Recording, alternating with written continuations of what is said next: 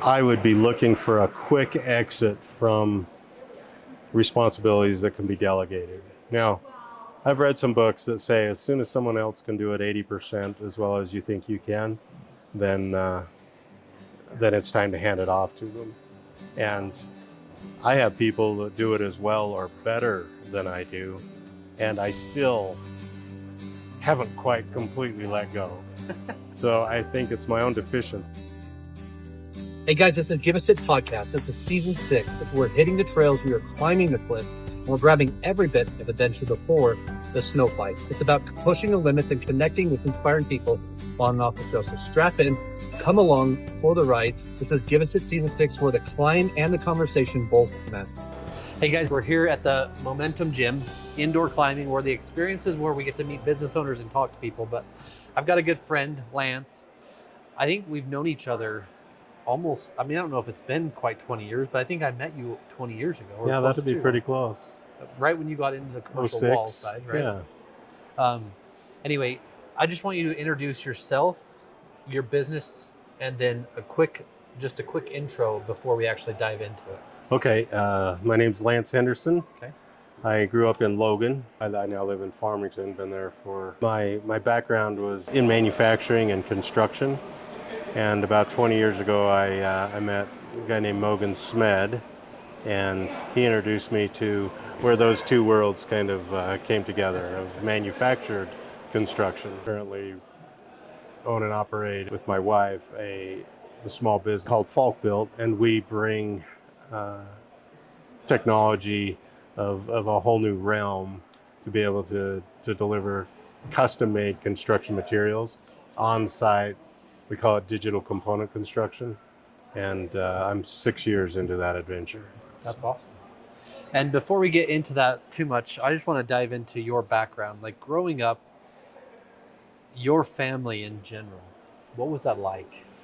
Yeah, I loved when we were chatting about it, because there were some things I hadn't thought about for a bit. My dad, when I'm a real little kid, all I know is my friends sleep until 7, 8 o'clock before they go to school, and my dad's leaving the door at 5:30, and Yeah. we're having breakfast at 5. So early mornings, get up, and that was so that he could commute from Cache Valley to Thiokol.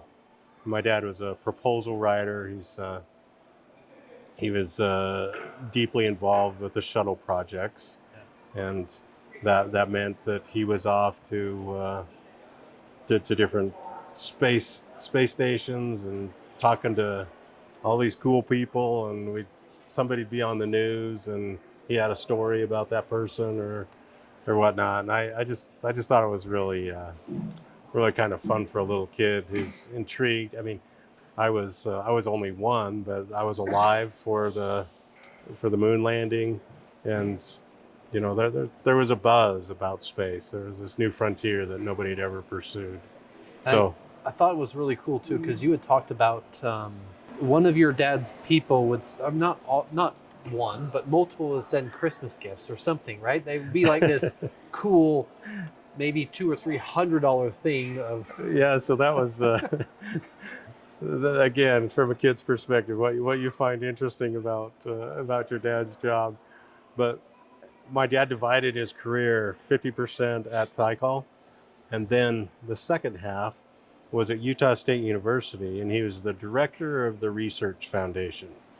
And soon after that began, because there was such a space emphasis, and Utah State had a significant engineering program, and they were doing these things called getaway specials, where student projects could actually hitch a ride on a space shuttle, go out into space.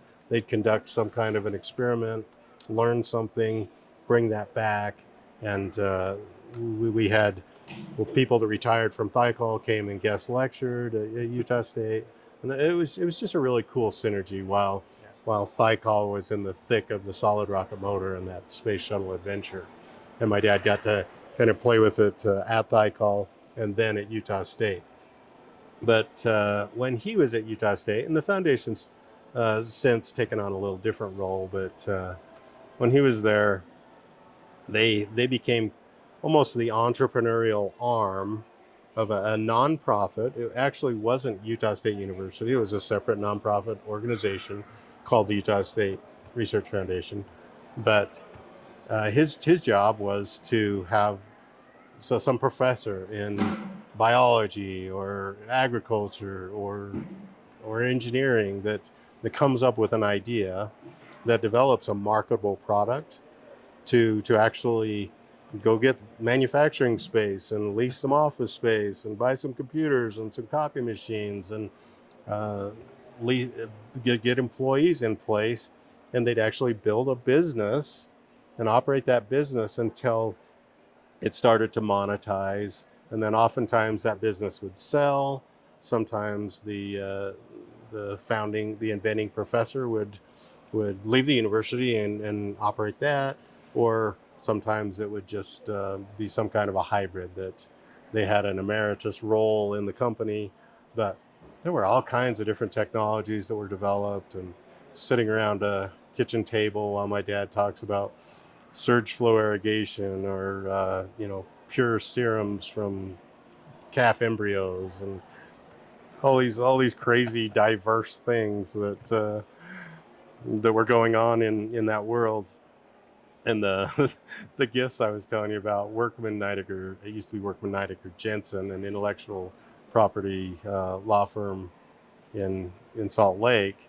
They were putting together a lot of patents, as that was a natural course of events for the university developing technologies. And so every Christmas, our neighbors would drop off some Rice Krispie treats and a bag of chips and some homemade cookies, the no bake Oreo cookies, and then all of a sudden this $300-400 20-pound bag of gourmet chocolates would show up, in this beautiful box, and Workman Nidegger had just come through with their Christmas present, and it was on a whole new level. So fun place. But my dad, it was just really insightful to see all those people that he worked with, and they were usually big fans of his, because they'd turn something. They're somebody who helps you turn your dream into reality is somebody you appreciate. Yeah. And so I felt like that was always, we'd end up at their homes for events and different things, and I always found it interesting. A couple of them were incredibly successful with their ventures, and my dad, was paid like a government employee doing his thing. And I remember specifically one time, I won't embarrass anybody with dropping any names or numbers, but we'd gone to dinner with this gorgeous house. I'll call it a mansion, and I'm sure it was. And it was a stunning place, and I was just so impressed with all the thought that went into it, the design, the architecture. And we get back, and when I met the owner of the home, he said, "Yeah, I work for your dad." And then that stewed in my mind for a bit till we got back in the car after dinner. And, "Yo, Dad, got a question for you. How come these guys that work for you have so much bigger houses?" And he ended up just walking me through what incredible value this guy had to what was going on. And he dropped out a really big number, and he says, "You know why? Do you know why he gets paid that much?" And I said, "No. What does he do to be worth that much?" He says, "He gets paid that much because he didn't ask for more, because he's worth significantly more in the output and the ideas that he has than that cost." And I just remember thinking how interesting that he might be willing to pay somebody significantly more.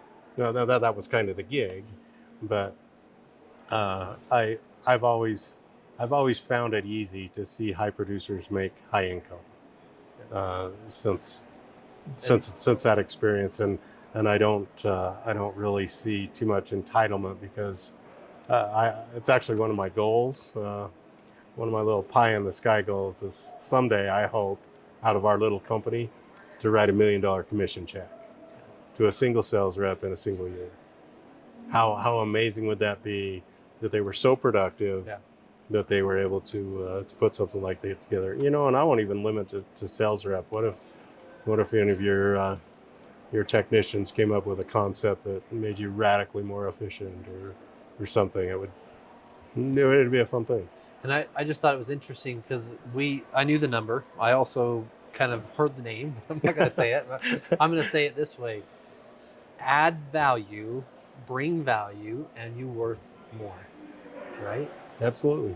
And that led into then your uncle also doing something like bring your kid to work day, but happened to be his nephew. Yeah. So getting into that, that's what my home life was like. And then all of a sudden, you know, I'm 14, 15 years old, and people are asking me these ridiculous questions like, what do you want to be when you grow up? And growing up was so far away. That was still like 4 or 5 years away, you know, before I needed to worry about that. But I found myself in Long Beach, California, at a holiday, some kind of an event in Long Beach with my uncle and his family. And it was always really fun to go see the California cousins and go to Disneyland and Universal Studios and the beach and all those adventures.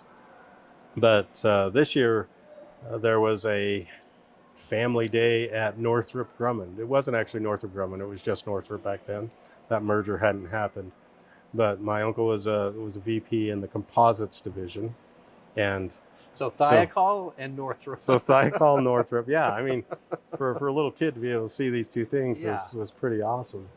And I love these graphite wound composite, you know, F16, F5E, different components that they were making, and I asked my uncle one question that kind of changed my life, and that was, so all these people who are doing this and building these things, what kind of education did they get? What's their specialty? And he said most of them are mechanical engineers, and they were running machines and they were making prototypes, and I enjoyed building models, and my favorite toy was an erector set. So this Falk just Built an erector set. I wonder how close that is. pretty close. So I ended up deciding kind of in the back of my mind right then that was interesting.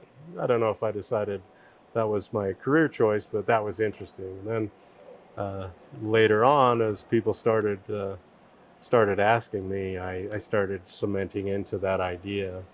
And I did end up getting a degree from Utah State in mechanical engineering. I had pursued specifically that aerospace direction. And then just the employment climate started to change. The space shuttle program was coming to an end. Tens of thousands of seasoned aerospace engineers that knew what they were doing and had experience were now being released back into the world, and just didn't seem like a really amazing career choice to go too specialized. So actually I had to retake a few classes because I had taken that aerospace option and graduated in mechanical engineering. And I want to first say I've never regretted that. That's been some information, and I learned some things that I love the life view that gave me. However, I also ended up doing an internship my senior year, and that ended up largely in a cubicle doing reports and a whole bunch of paperwork, and I didn't find it very fun. And the people that were sponsoring me and helping me did this same thing every day for 30, 40 years. And I thought that would suck all joy and happiness right out of every cell of my body if I stayed that course too long. But right out of school, I had been working at a clothing store, and there was a man who owned a plastic extrusion company, and I was always excited about what he did, and ended up doing a paper on his business. It was an efficiency study, and it was an assignment in school, but I had like 27 points, and when I had it done, I thought it was natural to actually give him a copy of it. And he liked it, and he implemented about 25 of the 27 points. And then as graduation was coming, he offered me a job. And I don't know, I had planned on, kind of this follow my dad's path a little bit, something in the aerospace world, or at least aircraft. And I mean, now you all of kind a of sudden, did a little bit, but yeah, and now all of a sudden I had this chance to work with people I really liked, and it was small enough. And I have kind of decided I'm kind of a small business guy, because I really like the scrappy, go put it together with baling wire and twine in your garage and see if a concept works, and then go with it. So we did a little bit of that, and So- developed some products, and it was a real good thing for me. He was very generous with me. Actually got to partner with some things on him. And so after 5-6 years at that business, not with a desire to leave the business, just I had an opportunity to start doing some land development and home building. And the 90s, I feel bad for everybody who didn't get to go to high school in the 80s, because that was pretty awesome. And starting your business life in the 90s was also pretty awesome, because pretty much everything you touched turned to gold. I in that decade, not graduating till 1994, I was still able to become a land developer. I built 50-something houses. I was able to be part of a chain link fence slat that was sold. I invested in cows. I invested in pre-Airbnb. We had some homes we bought out in Florida, and leased them out to people coming from Europe to stay for a couple of weeks and enjoy that whole Orlando scene. And then even got into airplanes, where we bought Cessna 172s and leased those to private pilots getting their license and whatnot. And that went on for almost 4 years. I never had to come up with a payment. It was always positive cash flow, and it took care of all the maintenance and everything. It was more of a depreciation tax strategy than it was an income generator. But it was also pretty fun to grab one of my friends at 12 o'clock in Logan and fly to Jackpot, Nevada, land, run in, eat at a buffet, come back out, get in the plane again, be back in Cache Valley. And they showed up at my office at 12, and they left in their car at 1, and we'd gone to another state to have lunch. That was kind of fun. So before we dive further, I just thought it was cool because growing up with your dad in the aerospace world, right? And then seeing your uncle in the flight, similar to aerospace, right? Yeah, But definitely high-tech similar, aerospace. right? And then becoming a mechanical engineer, getting in a plastics company, running efficiency study to help make the business more efficient, right? Yeah. And then you came to a point, all from Logan, to then sell, get a little bit of money, invest in pre-Airbnb, a flight. I mean, you have airplanes, and it's not just you, but you have other owners with you. Yeah. But I mean, then to getting your pilot's license, that's impressive. Yeah, and I decided it was interesting because when I was a real little kid, I wanted to be a firefighter. So while I was a land developer is not a job if you do it the way I do. It's an investment. It's a life. So you work really hard, and you get this thing approved, and then you subcontract it out, and then you check on it once a day. So kind of when there wasn't a lot going on, I joined the North Logan Fire Department and became an EMT and a firefighter and a hazmat guy. And there weren't a lot of fires, but I got to stand, and I got to go into smoky buildings. And again, it was something I'm really glad I did. That's awesome. And met a lot of really cool people. And if you were to tell someone today, like following a dream or not sure what they want to do, and they have maybe the experience of their family and something cool and like, what would you tell them today to to figure out towards a business? Well, I think I'm going to have a different impression than most. And I think the important thing is to get in the game. Just get active doing something. I feel like then you start seeing what is it, where would I like to emphasize things. But it's kind of like I've always liked the analogy. So somebody wrote down some of the things that an F-16 can do on the ground, and if this would be the worst vehicle you could ever buy. It's got a 200-foot turning radius, a maximum speed of 11 miles per hour, and a fuel usage that's insane because it's not where it's meant to be.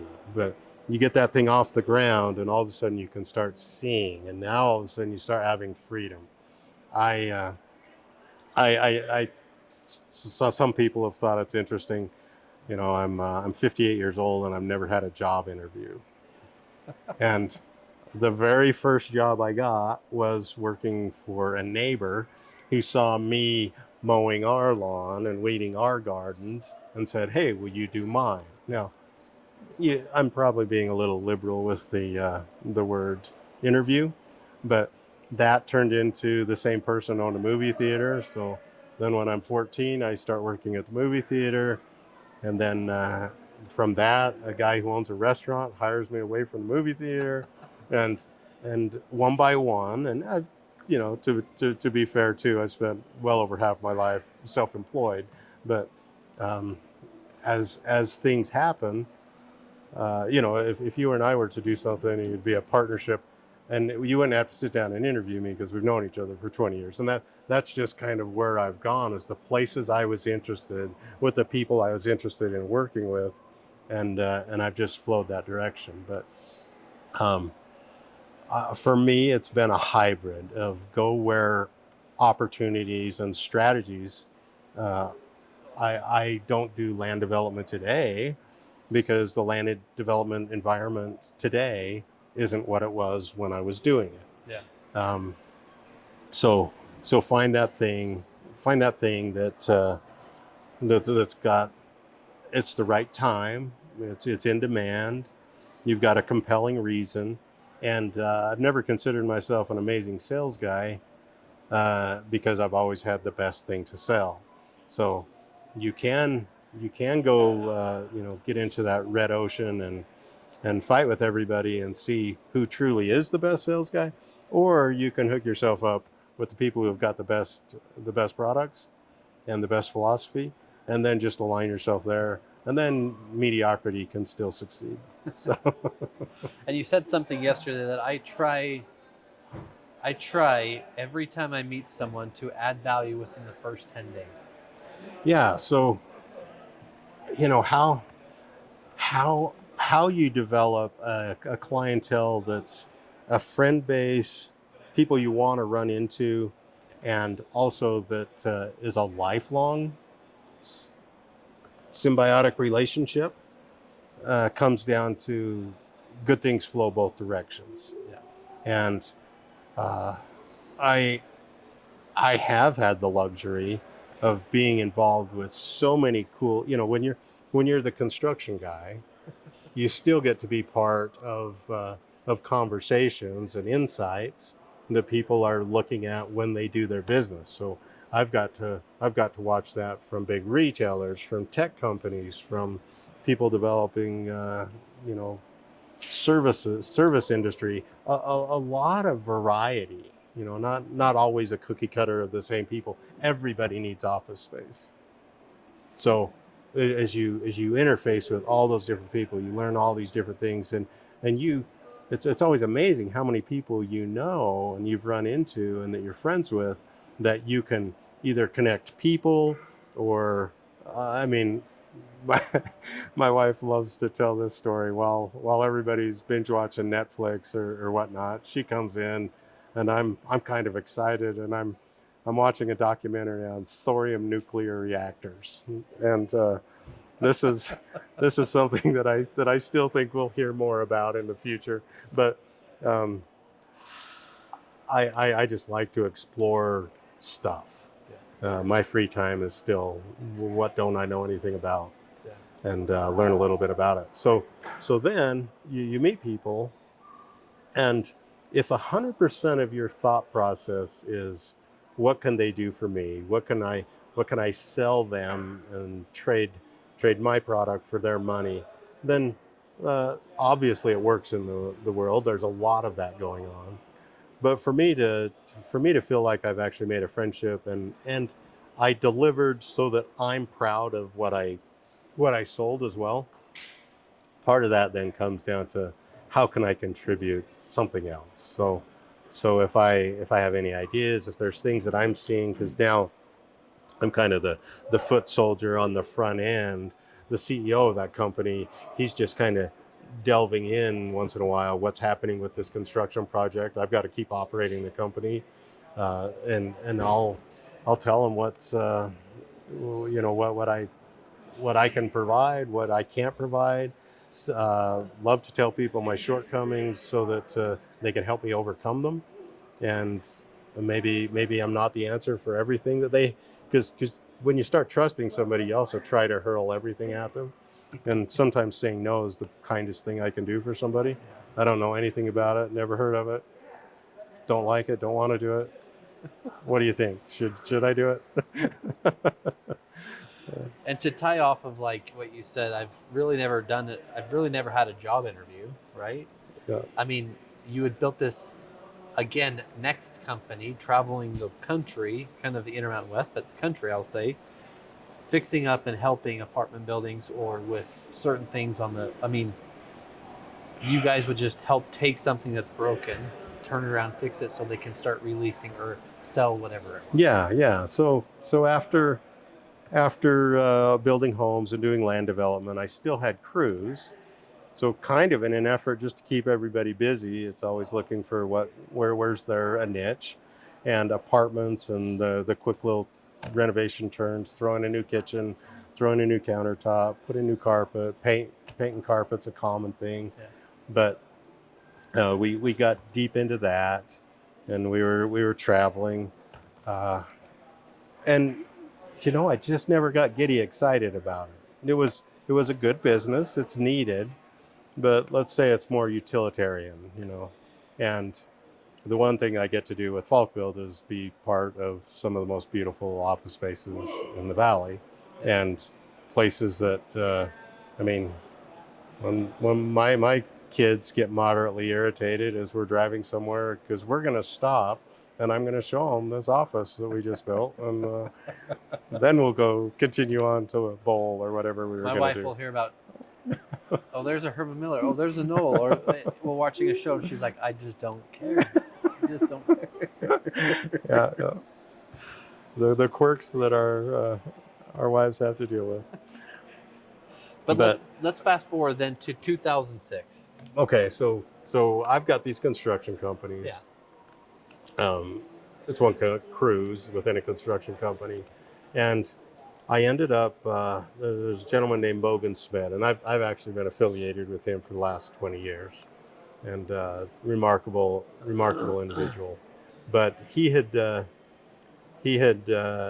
sold a company, and he was developing something new, and this company had a project in Salt Lake City, and it gave me an opportunity to get introduced to it. They had just installed, and as is very common with people, they get in, they start working, and they find out what they would do differently. Yeah. And this had just 3 or 4 offices that they wanted to tweak and redo and add. So I got the chance to build those, and I guess like you said about the erector set, here was custom construction that had been prefab that went together as a system with common linkage points and whatnot. And I had been trying in my home building world to try to create attributes in AutoCAD, just try to have something so that when you were done, it spit out a materials list instead of all this rework. Right now, the amount of rework that happens in a building where it's drawn up, but we don't take that information and share it with the sub, and then that sub share it with their vendors. Everybody's redoing all the same work multiple times. I think someday we're getting close to where you'll just drop the full material requirement, this many square feet of flooring, this many square feet of brick, this many square feet of interior wall and glass and doors, and just give you all that delivered so that we can rapidly price things. But they already had that figured out, down to each screw being involved in the fabrication. So highly impressed with the tech, really liked the people. Decided that I was going to go even larger scale, and I would set up an install crew and become a prime installer for that whole organization. So I went to Neocon in Chicago, the big commercial furniture show, and was able to meet Mogans, and he had hundreds of people biting for his time. So we spent a few minutes and talked, and then he actually gave me the courtesy to fly back to Salt Lake to see what the opportunity was. And I told him my history, and one thing that we hadn't touched on is at one point we developed a slat at that plastic extrusion company that goes inside a chain link fence.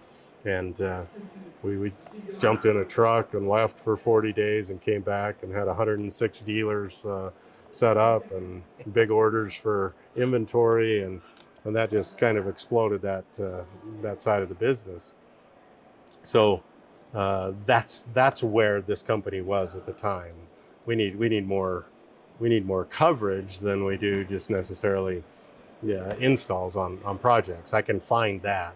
So he ended up, I went to lunch to sell him on letting me be a national install crew. And when it was over, I was selling my company to my foreman, and I was gonna work on a commission basis until it was all done, at which point I was gonna become an employee. And there was no attorney paper, and it was all verbal, and I somehow just found myself 14 years later that it had all happened, and was really a rewarding and fun portion of my life. So as happens, as companies get big and whatnot, then Mogan's after taking this company public, he ended up with a new board of directors, and he's very much I think short-term planning for him is 10 years, and he's got a vision of where everything's going to go, and he's always in an investment in the future kind of mentality. And publicly traded companies practically need to produce profits for this quarter. Yep. And so there was some headbutting on that overall strategy of how long are we going to invest versus when do we call it cooked and start harvesting. So he got released. The company started changing culture. I ended up with one of the investors of Falk Built calling me up, looking at possibly partnering to set something up. He's a gentleman that's in his 80s, and it just, as time went on, he kind of took the investment route, and I took the let's go sell Falk Built and build this. We started out strong. We've grown about 40% per year. It was kind of fun in the early days to be a little bigger fish in a smaller pond.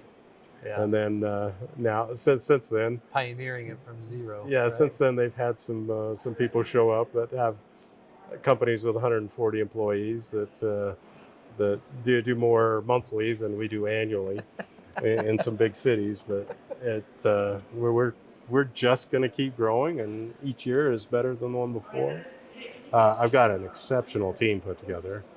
So, in fact, it's such a strong team that we do some design and PM work for other Falk branches that are just starting or whatnot, or when they hit something that's big and disrupts their normal cadence, Yeah. then we'll step in and help with those big projects. But superb design team. I've got designer Tiffany Duhadway that leads that, and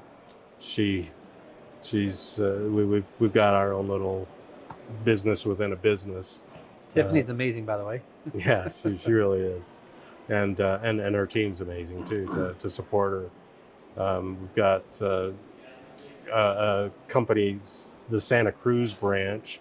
We kind of merged with them when their owner operator just was stepping to do some other things, and Krista Kozak runs things there, and she's still got sales and some contracts that absolutely love her, and so we support that effort. And So, I mean, you went through a lot of that really fast, so I'm going to dive into some parts and pieces. But when you see these walls, your mind goes crazy. Tinker toy. I mean, look, exactly these walls. Here you've got complex shapes. What I'd say that I'm excited to be able to do is if I wanted to come build these, and you just loaded up a bunch of wood and framing, Yeah. we could pull that off. There'd be gaps in some of these compound mitered angles, and it would be really slow, and we'd create a lot of scrap to make it happen. Yeah. Normal construction. Normal construction. But when you start getting into computer controlled, driven by a drawing, Yeah.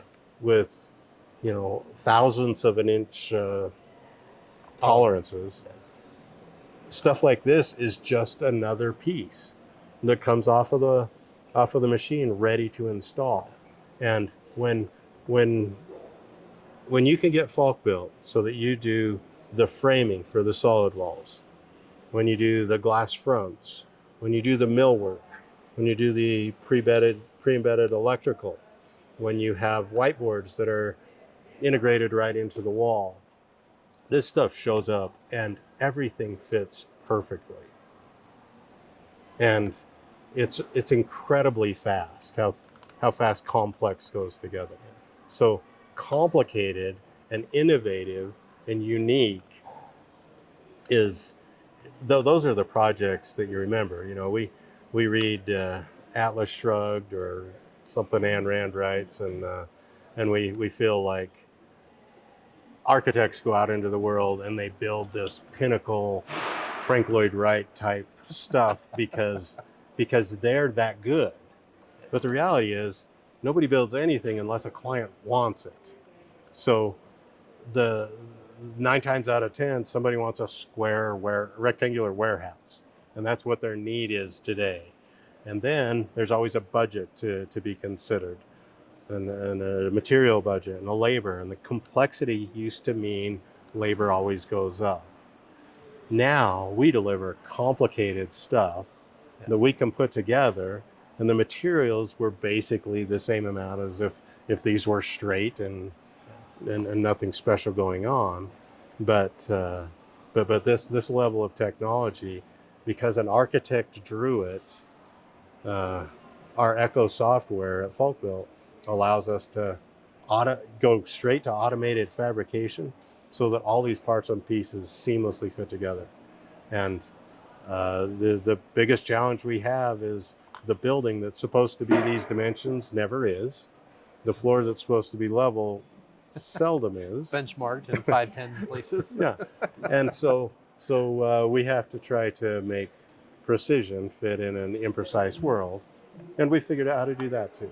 So love some of the different branches kind of develop their own unique specialty, and we've got people in Toronto that build Falk pods, which is basically a whole office room. It's got a ceiling. We stop short of the plenum, and all of the utilities fly above the space, and it's just an incredible way to completely control the entire built environment, build this beautiful space, cost effective, fast, elegant, and highly functional.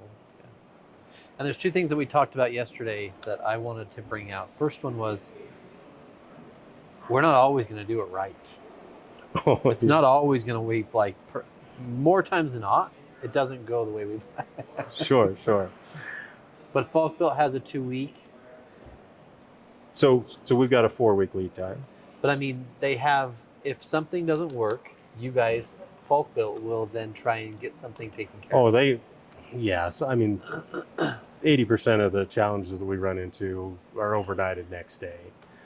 If they have to refabricate something, they do. But I guess the point that I was making when we were talking is, we can actually have a perfect design and a perfect everything, that something changes along the way. The heat duct ends up 3 inches lower than we planned. That kicks some things. There's always something that needs to be changed. So Falk Built at its very worst just becomes everybody else. We have to cut on site and scribe to what the building dictates. If it goes perfect, then we don't need to do anything except assemble. If it goes wrong, then we're just like everybody else that showed up with raw materials and was cutting them in place. And I hire that skill set. So we're primarily finished carpenters. We've got a metal worker, but bring those guys onto our team so that everybody sees a problem with a little bit different perspective.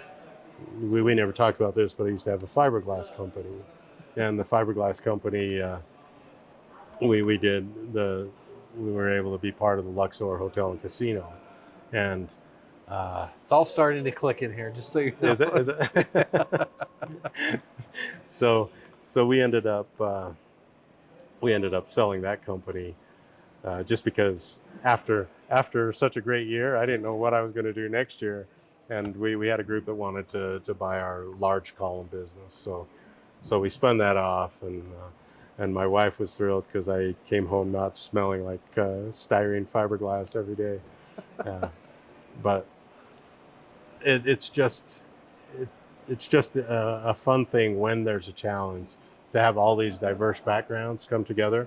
And one guy's going to see we do this out of sheet metal, another guy's going to want to do it out of oak, hardwood, somebody else is going to do it out of composite materials, and we just pick one that works and go with it. And something I thought was really cool is, not only did you mix aerospace, composites, now fiberglass, chain link, vinyl, you have aviation, you have mechanical engineering, you have land development, you have construction. This is starting to sound like I could never hold down a job, though. It is not. It's actually sounding like your tool belt is a lot more vast and bigger. And now you have composite digital construction, right? That can be built on a computer. Yeah. Built via CAD based on the computer through CNC precision, and then now just assembled. So the architect has an easier job to create what they want, right? Now your team can install it exactly how you want. And even if all these rocks and positions will change, furniture or walls in our case, they'll change. Whiteboards may not be there when they want them there. Yeah. Or they want them there when they're not there. So I think it's cool how you can bring all that together. Yeah, it's I find it to be my strength and my weakness. So same way I was telling you, I like the front end.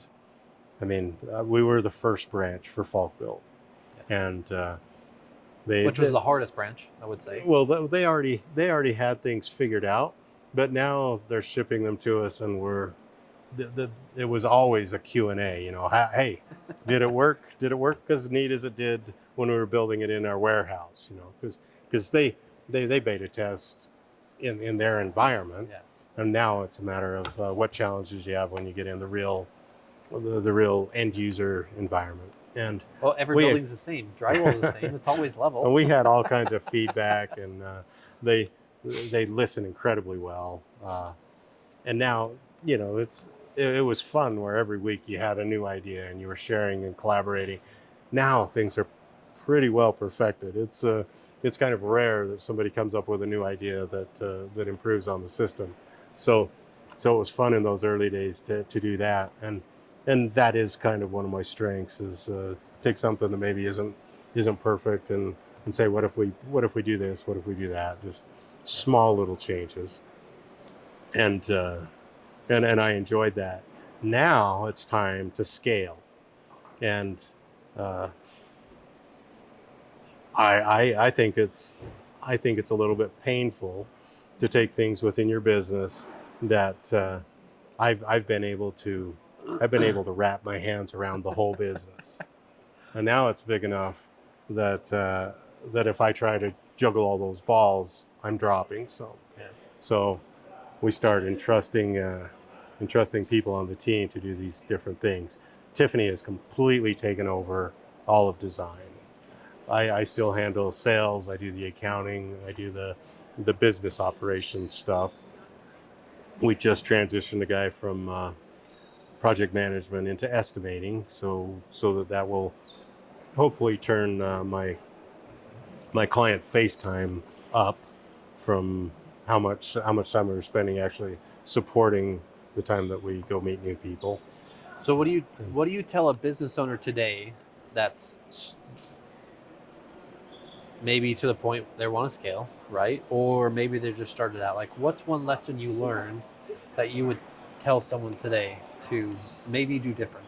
Or so I would be looking for a quick exit from responsibilities that can be delegated. Now, I've read some books that say as soon as someone else can do it 80% as well as you think you can, then it's time to hand it off to them. And I have people that do it as well or better than I do, and I still haven't quite completely let go. So I think it's my own deficiency. And Mogens is an incredible example of this. Mogens will give you control over something, and then he doesn't get into the minutia of how to do it, how you should do it. But he absolutely expects results from you doing it. So I think if I could take a page from that, that's how I've grown, from 0 to 7 million, and he's grown from 0 to 150 million or whatever the number will be and this year. Heather's here, and she's done an amazing job of this. But I think what you just said is amazing. 0 to 7 million. That's freaking amazing. We haven't hit 7 million as a business. Well, there's some people out there doing it. There are two-person crews out there. For a small business in general. Yeah, I don't feel bad about it. The one big surprise is that it keeps you broke the entire time. You think, oh look, I'm growing my business. Well, yeah, I'm growing my business exactly how fast as I can afford to pay to grow my business. And every year my accountant tells me how much we made and how much I owe in taxes. And I say, well, shouldn't I have something in checking if we made all this money? And he's like, well, that's what those vans are, and that's what that truck is, and that's what these 4 new employees are, and that's where all that is. And don't worry, someday you'll level off a little, and there will actually be cash. I mean, will you? Because you're scaling, right? I mean, so on that same note, how important is it that Christy, your wife, how important is it that she's on board? Incredibly important. But you know what? Not just for the support that she offers. I've never had a negative word of, and I work 20 hours on the weekends. Yeah, I don't think it's healthy.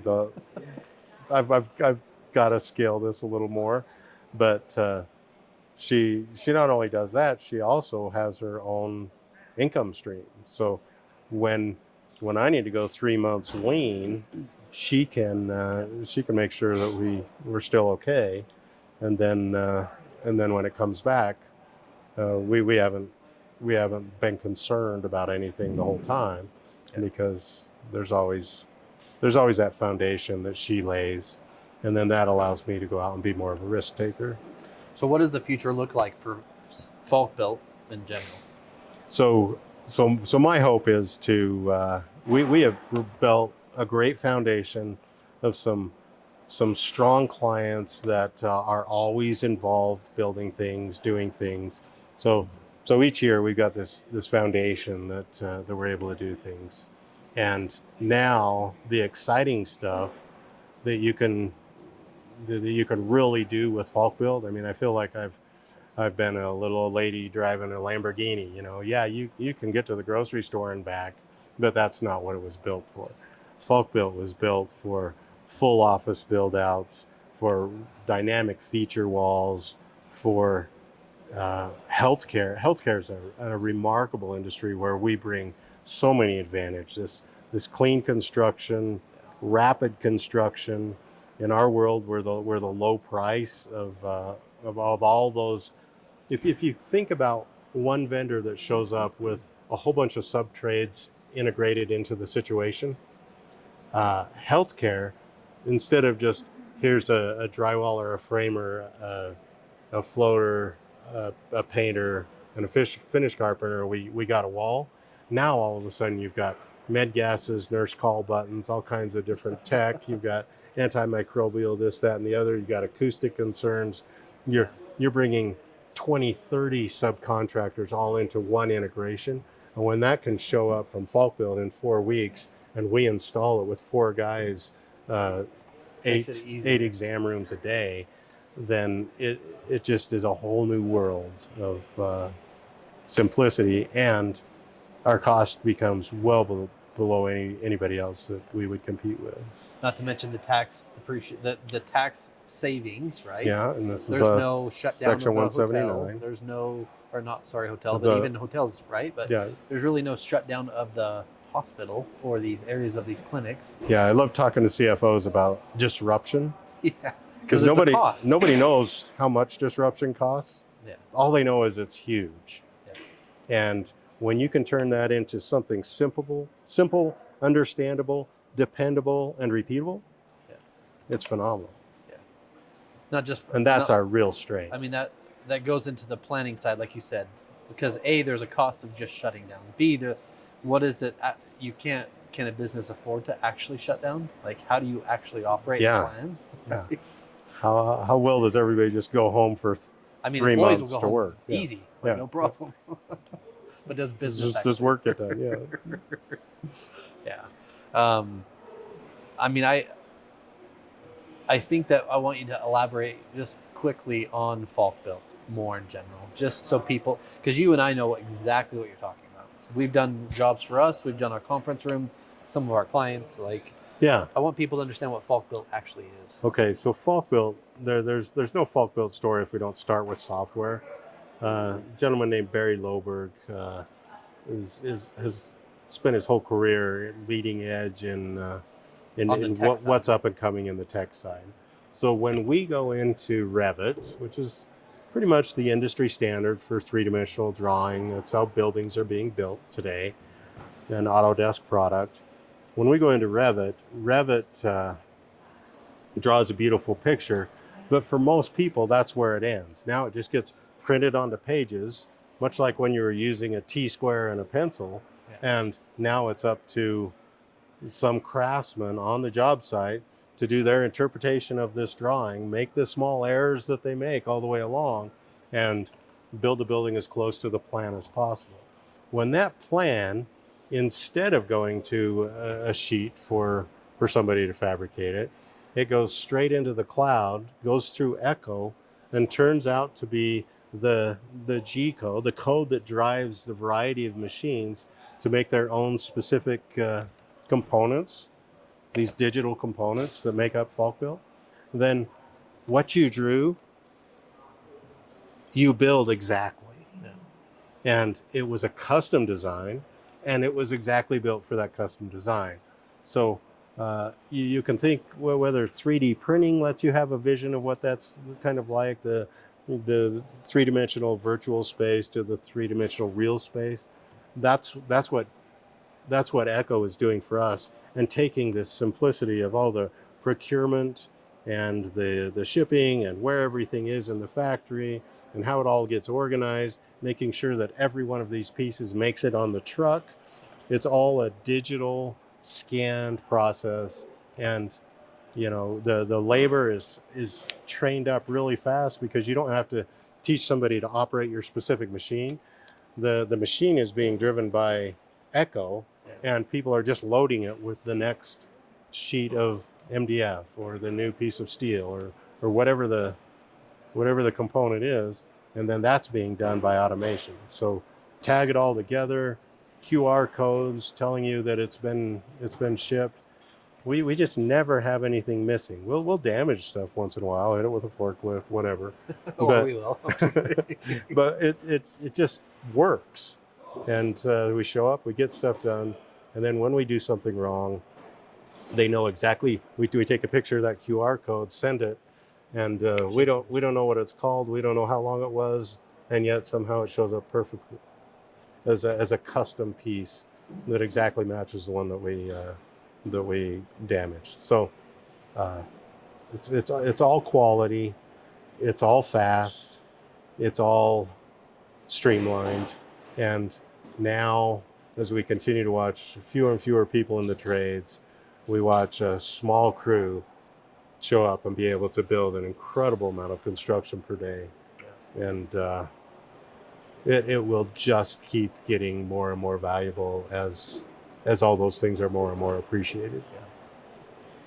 And I think I was, especially from your background within everything that we talked about already, that you can see how this all fits together, how much easier it's getting and how quicker, like pretty soon, like you said, whether Derek or you had also talked about Optimus, pretty soon once Optimus is here, Yeah. I mean, things are just automation's already going so fast, right? Yeah. Who's your ideal? It's going to be an exciting decade. It is, for sure. Yeah. And people are scared of it, which if you don't like to work and you don't want to work hard, great. Maybe you should be. And if you don't like to learn new things. Change is inevitable. We have to all change, right? But who's your ideal target today? Like, who's the ideal customer that you would look for or want to get in front of? If we've got somebody that's going to build a clinical space, an optometrist, a dentist, a day surgery center, a plastic surgeon, all of those kind of medical facilities, we're really a compelling story, and it would allow them on a smaller scale to have a very unique brand and make a statement that's exactly what they want to say, and their budget will allow us to do that. So that's a great one. I'd actually probably like to have several of those under my belt before we tackle a 7-story hospital. But nationally, we're already doing that. So I would just work with some of my other associates Around the country. Yeah, around the country to pull off bigger projects. But we're up 17 people now in our organization, and they all know what they're doing. We don't have anybody really new anymore, and I'm hoping that I can just create a place that this group continues to grow and develop together. And healthcare of any kind, or even if we take that another step, complex walls, like maybe a laboratory. People at UVU, University of Utah State University, heavy into the specific function areas. It's a powerful place for us to play. And how do people get a hold of you today? My number, 801-413-4234, is on my hip every time I'm not doing a podcast, and is ready to go.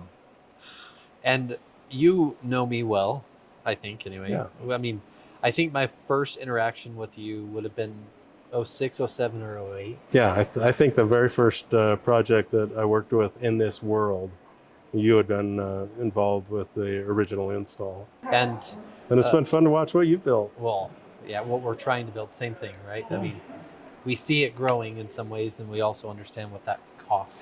Well, one thing that you ask about lessons I've learned from Mogens, he's never considered his company his product. His company's always been his people. Yeah. And I watch the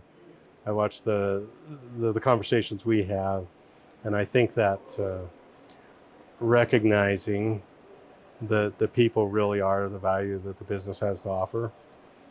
We've got great people locally, but we leverage this group of Falk Built people that is extraordinary. And you put the two together, and it's interesting because I've got this small business and then this large business mentality working Together. seamlessly together.